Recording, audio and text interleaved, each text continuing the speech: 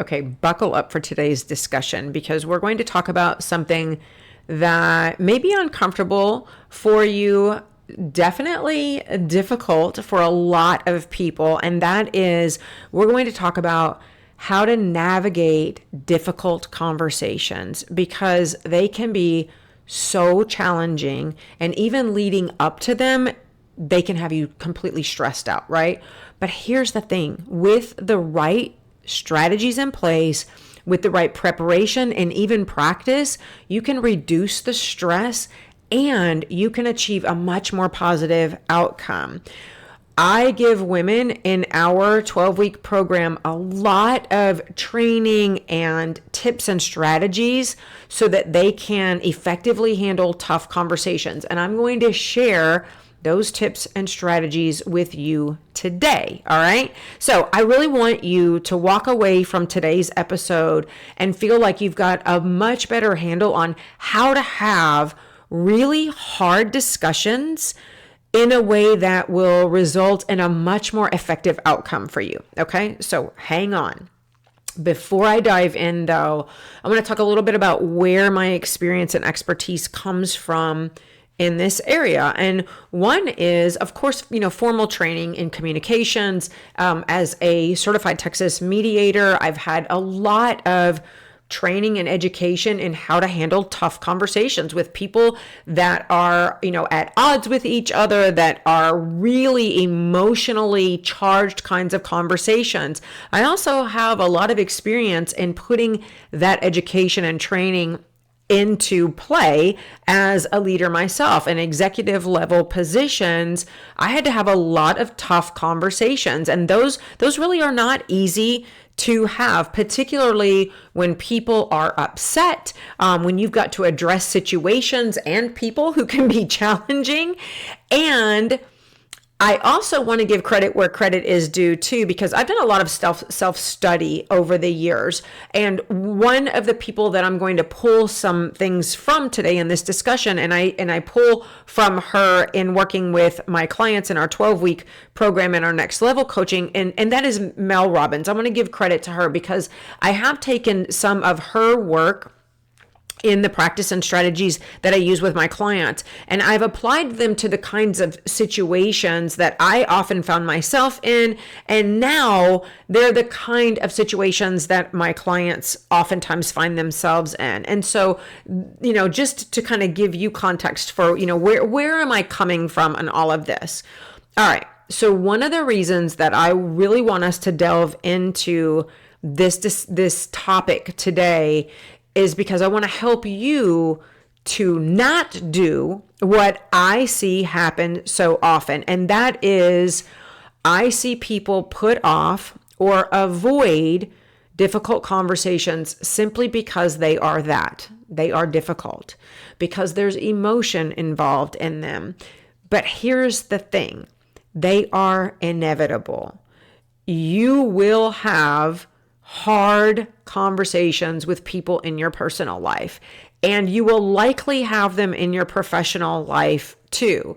And you may have them more in your personal life or more in your professional life. At different stages of your career, you definitely will find that as you advance, these things will come up more and more, right? So I don't want you to avoid them because that only makes matters worse. So why not look at this as an opportunity to really grow and learn and put to use some of the things that I'm going to share with you today. And then you can let me know how that goes, okay?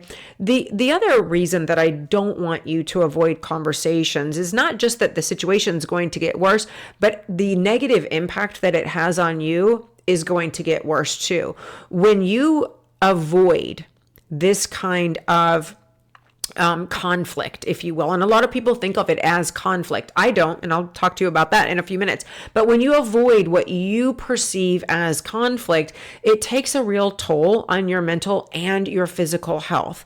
So why not learn to handle them in effective ways and really move forward in a much more positive way so that you're not being negatively affected like that, okay? So one of the things that makes these conversations so challenging is that they really can be heightened by emotion, either because of the topic, it's one that maybe is sensitive to you, or maybe you're upset about something that has happened, or somehow you're emotionally agitated by the issue.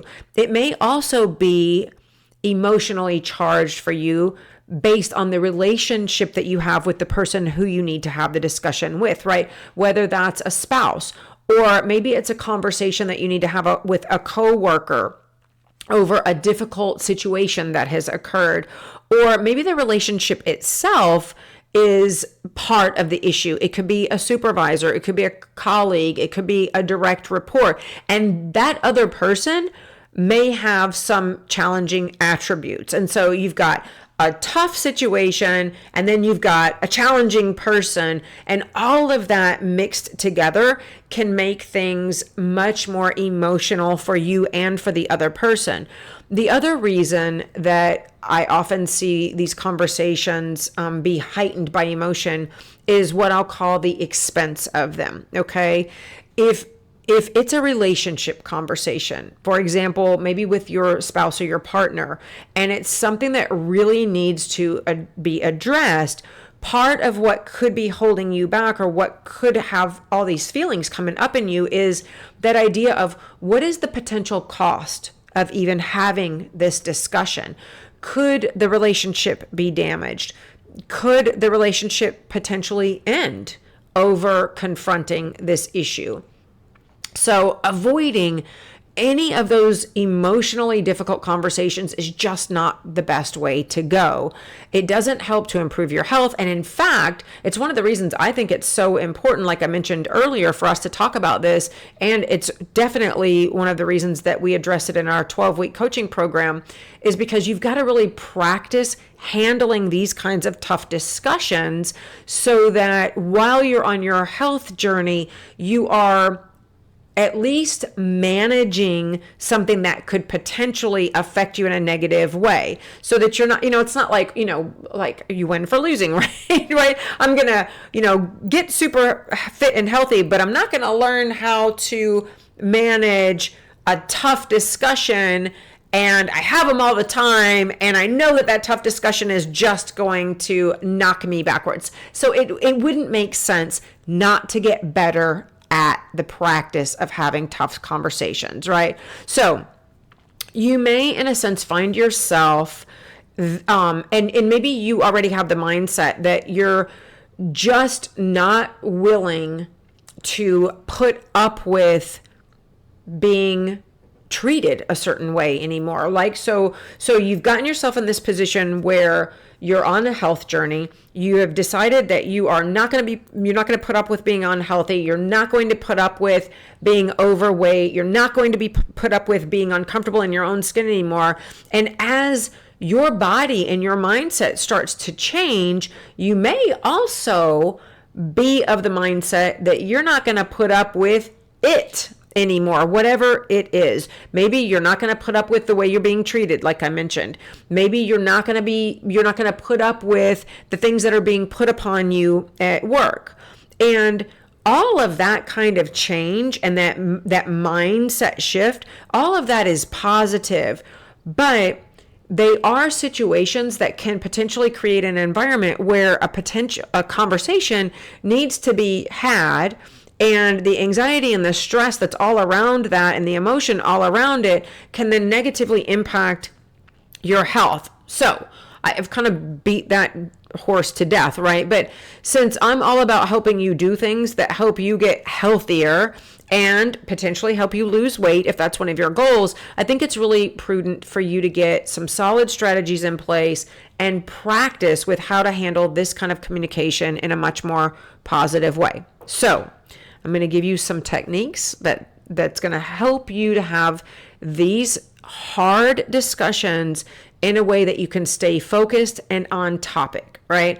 They'll help you so that you can have the discussion around what you need to talk about, and and do it in a way that that conversation doesn't get hijacked by your emotions, which is never a good thing. All right. So before you have the conversation, I think it's really important for you to take some time by yourself to clarify what your goals are for the discussion. What is it that you hope to achieve? And I encourage you, just like I encourage my clients, I would encourage you to take some time to think about this and even write it down. All right. And as you're doing that, think through and anticipate potential objections, potential challenges that may come up in trying to get to your goal with this discussion, right? And have some sort of prepared responses written down in advance, all right? Another thing in terms of preparation, so as you are trying to clarify, like, what is it that you want out of this conversation? You're anticipating how the other person may react, how they may potentially object to the discussion itself. Think about what is the best time and what is the right place for having the discussion, right? So think about things like when and where can I have some calm time, some private space where the discussion is uninterrupted, because really the timing of this kind of thing and the actual environment itself really matters. You want to choose a time when both you and the other person are calm and focused, where people aren't going to be knocking on, your office door or interrupting your discussion. All of that is too distracting. So kind of prepare for those things in advance. All right. So now you're into the discussion. The first thing that I would encourage you to do, the first step is when you go into this kind of communication with someone, be sure to acknowledge your responsibility. And what I mean by that is you're part of the mess that needs to be discussed. You played a role in some way. Our company, one of our company core values is to own your shit. All right. And the reason for that is there's not a situation that happens where more than one person is involved where you're not part of what happened, right? But it's really difficult for us to acknowledge that oftentimes because we see things from our perspective. It is our selfish human nature that it's difficult for us to see other people's views of things. And that is really important for you to keep in mind when you're going into what could potentially be a tension-filled conversation, because right up front, you need to acknowledge your responsibility in the creation of the situation. Now, that's not to say that you're taking blame for everything. Let me make a really clear distinction here. But it is important for you to think about, how did you contribute to where you and this person are right now, where this situation has evolved into what it's evolved into being. It's really important for you to verbally acknowledge that at the very beginning of the conversation, because immediately when you do that, you diffuse the other person's emotions. It really helps.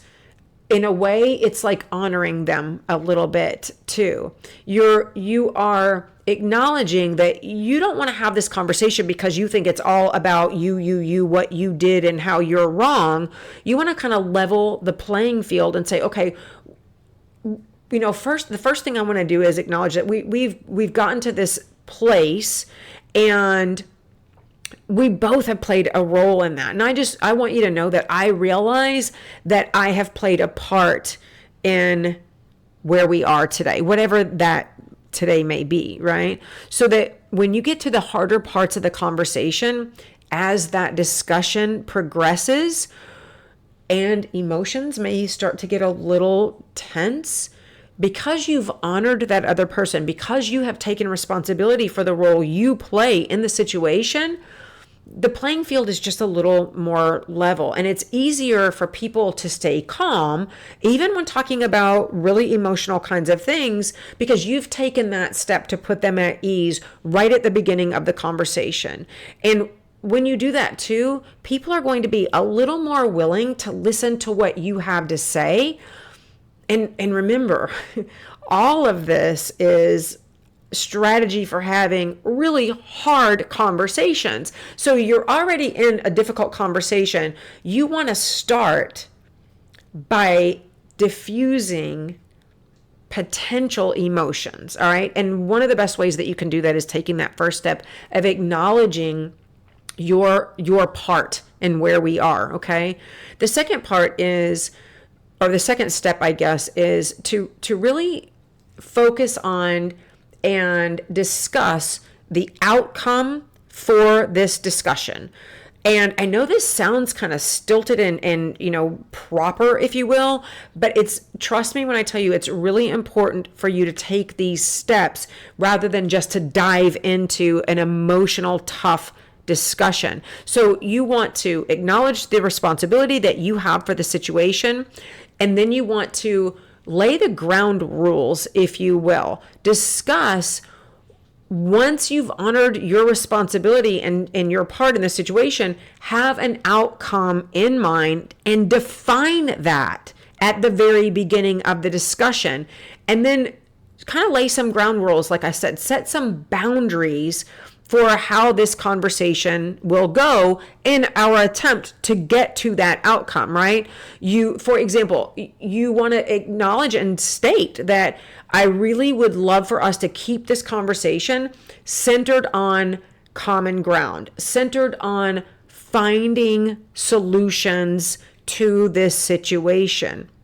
And really go back to those boundaries and those limits if necessary. You need to assert them firmly but respectfully at different points in the conversation. So it's really important to have that goal set at the beginning, because these kinds of topics can really go off into a black hole if you're not careful, because it can really be an emotional roller coaster, if you will. There will undoubtedly be part of the conversation where you're a little more calm, but then someone's going to say something that may anger you or trigger you, or you may say something to trigger the other person. So when you're on that roller coaster, you need to already have set the goal at the beginning of the conversation for what you guys want the outcome to be, and clearly communicate what is acceptable and what is not acceptable in this discussion, so that you can continually come back to that as needed when those emotional ups and downs are tempting, okay? So if the conversation, for example, becomes too heated, or if it becomes unproductive, I would really encourage you to have the boundary set that you're going to take a short break. You are going to stop the discussion, pause the discussion, go your separate ways for a few moments or however long you need to, and regroup. Use that time to calm down some and refocus, and then you'll agree that you'll come back to the discussion. It's not over. We just need to take a break from it. I'll tell you a quick story. One time I had a superior, we'll put it that way, and it was a very high-ranking person in our administration who was my direct supervisor. And I came into the office one day and there was kind of a mix-up on schedules, and there had been a meeting that had been added to my calendar kind of late the evening before, and I looked into what that was and realized that it was not something that was urgent for me to attend. A colleague of mine was attending. I contacted that person. It was kind of like an update sort of meeting, right? I contacted that person and shared with her that I had a deadline to meet on some really important reports, and asked if she would mind bringing the information back to me and sharing it with me. And she was like, no problem, however. But there was a miscommunication in the sense that this superior of mine had an expectation that I was also going to attend that update meeting. And when I came into the office, the person was, I guess, taken by surprise that I was there and not at the other location where the meeting was being held. And the person proceeded to raise their voice at me in public with a lot of staff people around, and in fact followed me into the break room where I was getting a cup of coffee first thing in the morning. And the elevated voice, the louder voice, ended up with this person yelling at me to the point that one of the staff members came to the door of the small workroom that we were in and verbally checked on me to make sure that I was okay. And the person yelling at me was a superior, like I said, was also a much larger, physically larger person. And so this voice is booming. And then the person positioned themselves between me and the doorway. Now, I was not afraid physically, but it was an uncomfortable situation. I thought it was an extremely inappropriate way to handle the situation. And I felt that the forum, the environment itself, was inappropriate, as it was in front of people who were our direct reports, and they could hear everything that was being said. And so all of that to say, it had become way too heated of a conversation. It was very unproductive, and the yelling and the things that were being said, I didn't think that were appropriate or going to get us to an outcome that was effective. And so I asked the person to lower his voice. I asked him to move out from the doorway where he was blocking the doorway, and I asked if we could take some time to kind of calm down and then reconvene in that person's office where we would be in a private setting. Now, it didn't work, I'll tell you. The person continued to yell and basically refused to diffuse the situation. And the staff member came back to the door. And at that point, I had to be a little more forceful with my boundaries. And that is something I think you have a right to do. And I, in fact, would encourage you, if the other person is not cooperating with the boundaries and the limits, if the other person is so emotionally heated that discussion is unproductive, then a limit is to remove yourself from the situation, which is exactly what I did. When you take time to calm down, when you take time to refocus, you can anchor yourself back into the purpose of that discussion. So anytime you feel like that conversation is going a place where there's too much emotion involved, it really does help to focus back on the goal that you have set. And I think that's one of the most important reasons for you to set that goal, verbally set the goal, acknowledge the goal between the two of you, and agree on it at the beginning. It can be as simple as saying something like, I really would like for us to work together to resolve this issue of X, all right? Or, okay, this situation doesn't seem to be working well for us right now, so I'd really like for us to talk about a solution to it. Or that we want to have the conversation because, I would like to give you some feedback that's a little bit, difficult, but I'm committed to this relationship. And so I'd like for us to work together on a solution after discussing this feedback. Maybe you're committed to the team at work, and you can say, I'm really committed to this team being very productive, and I know you are too. And so I'd like for us to the outcome of this discussion, I would like for it to be that we come to some kind of a solution where we can all move forward, committed as a team, working together to complete X, Y, and Z, right? The outcomes for your discussion are going to be determined, of course, by the person that you're talking with and the relationship that you have with that person. I just use these kinds of examples of how you can clearly state an outcome that you would like to see from the conversation. The reason that we're having this discussion in the first place, it is not to go back and forth on this, you did this, you did that kind of thing, but it really is to solve a situation. And so when you feel like you're veering from that goal, and maybe there's some emotion that's coming in, which is inevitably going to happen at some point when you have enough of these discussions, that you can gently come back to and anchor yourself and even the other person by coming back to that outcome, right? So that's step 2. Step 3 is, as you get into more of the meat of the discussion, right, it's super important that you listen actively and you validate the other person. So this third step is to really actively listen and validate the other person.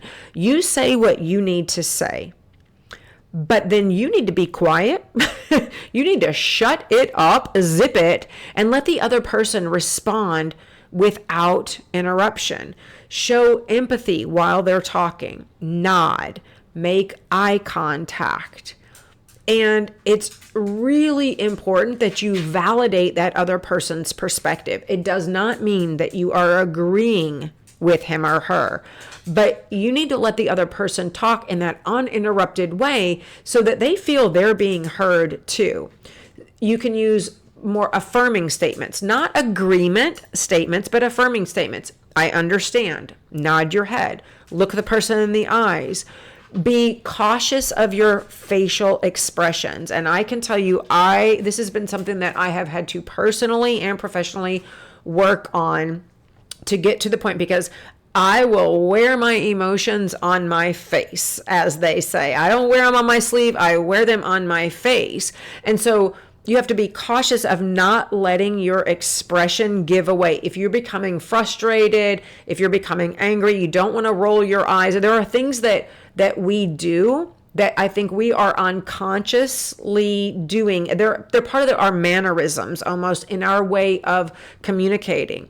And so focus on doing things like nodding your head, looking the person in the eyes and saying, I understand.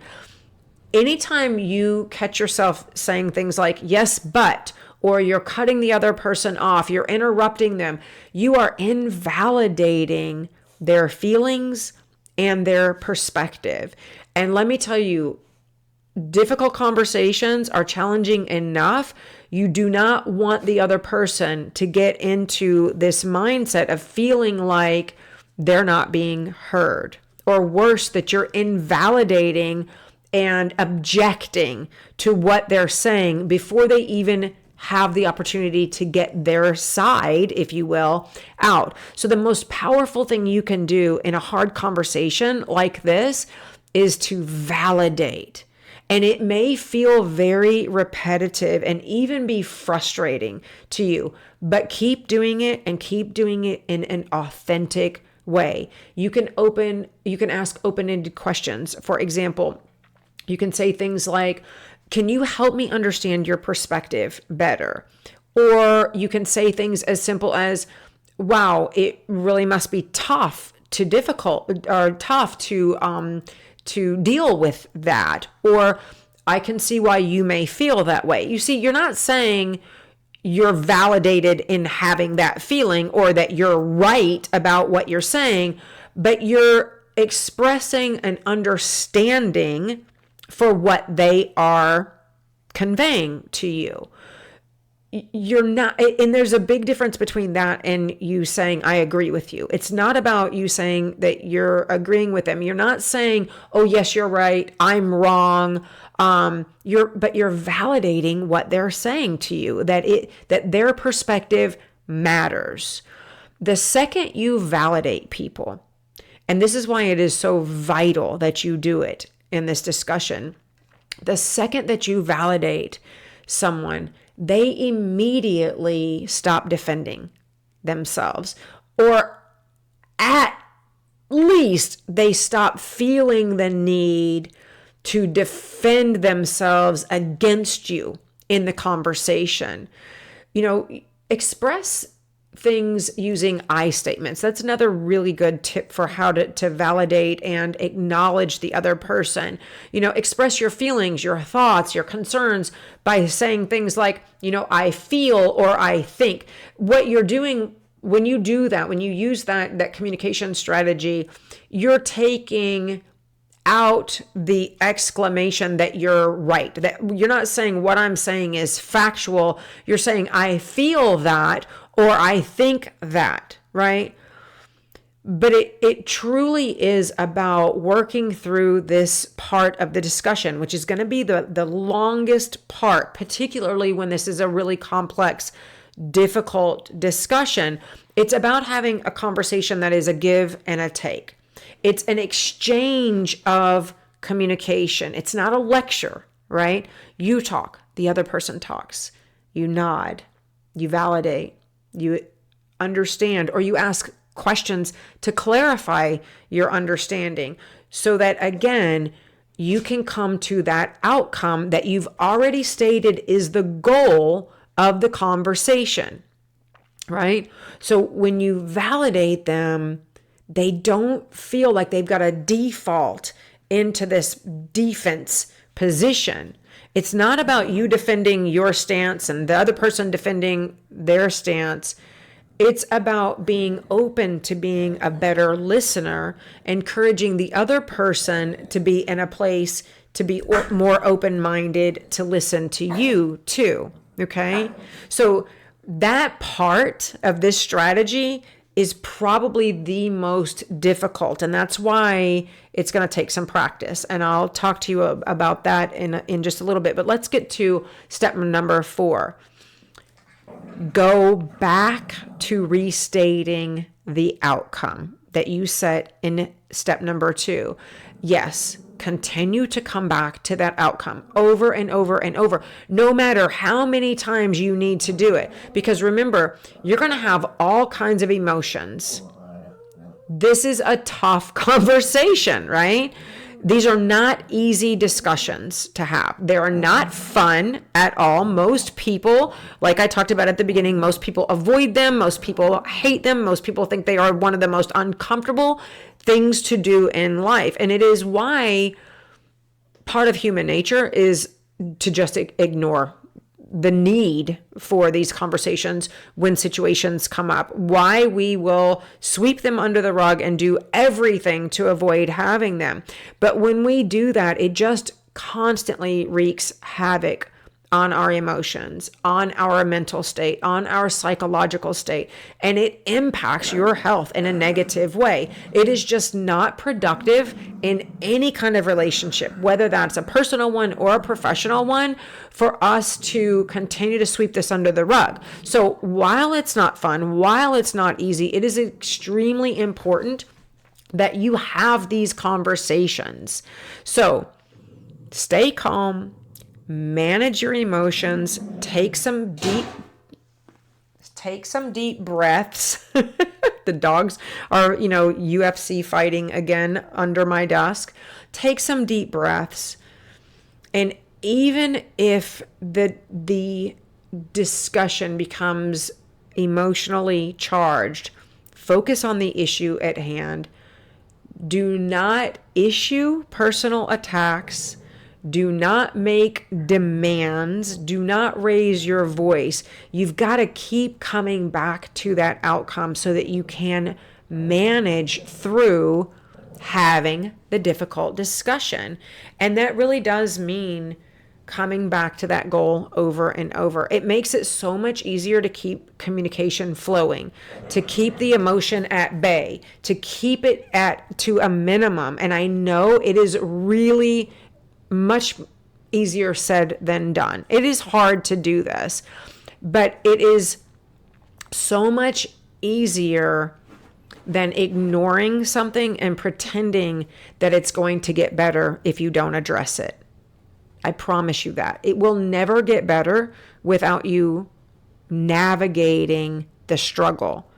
It just doesn't work that way. Okay, so a few tips for how this can all kind of to play out, right?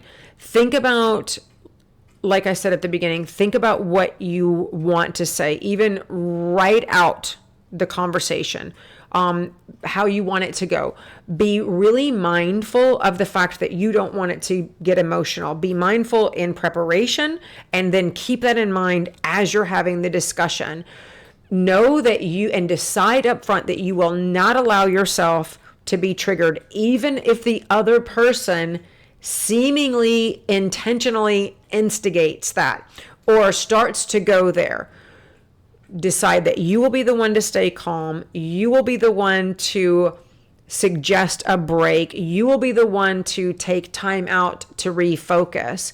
And to do all of that, you really have to rehearse conversations like this with someone who is not involved at all in this situation, someone who you really trust. And if you are having this conversation or you need to have one in a professional setting, I would really encourage you not to have the rehearsal or the practice conversation with someone else in that professional setting. If you have a mentor, have the discussion, the practice discussion with your mentor. Have it with a colleague who may be in a different organization, someone who you know through networking that you have come to really trust. If it is someone who is a friend of yours, a personal friend of yours who has an understanding of your work life and the situation, ask that trusted friend or even a family member. But I cannot say this strongly enough. I don't care who you think is your friend at work. I strongly advise you against having these kinds of difficult, complex discussions with your colleagues at your place of employment. It can come back to bite you in the ass over and over again. And you really do, to get really good at managing through these really hard discussions, you've got to rehearse conversations like this with someone who's not involved. You can go to your colleague or to a friend and say, hey, I know I need to have this really hard talk with my boss, for example. It would really help me kind of run through it and rehearse what I want to say, so that I don't get emotional, I don't get angry, I don't get frustrated, whatever, fill in whatever word there. I don't want that to happen. Will you help me to practice this discussion? And as odd as it sounds and as awkward as it may feel to rehearse or to practice, it really does help, because it comes down to one extremely important thing.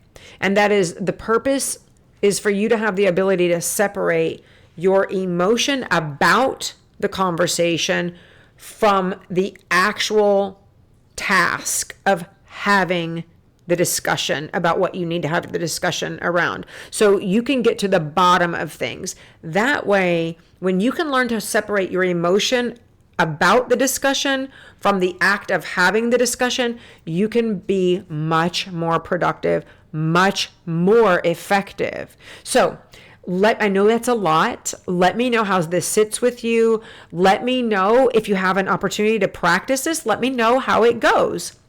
And remember, difficult conversations are really an opportunity for growth and improvement. It is not something that you have to avoid at all costs.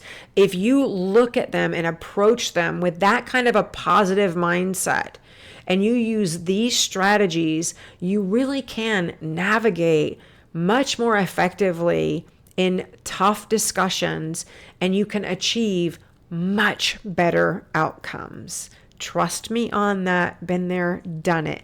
Thanks for spending time with me today. I know this was a little bit longer of an episode than normal, but I hope it was super helpful, and I will meet you right back here next time.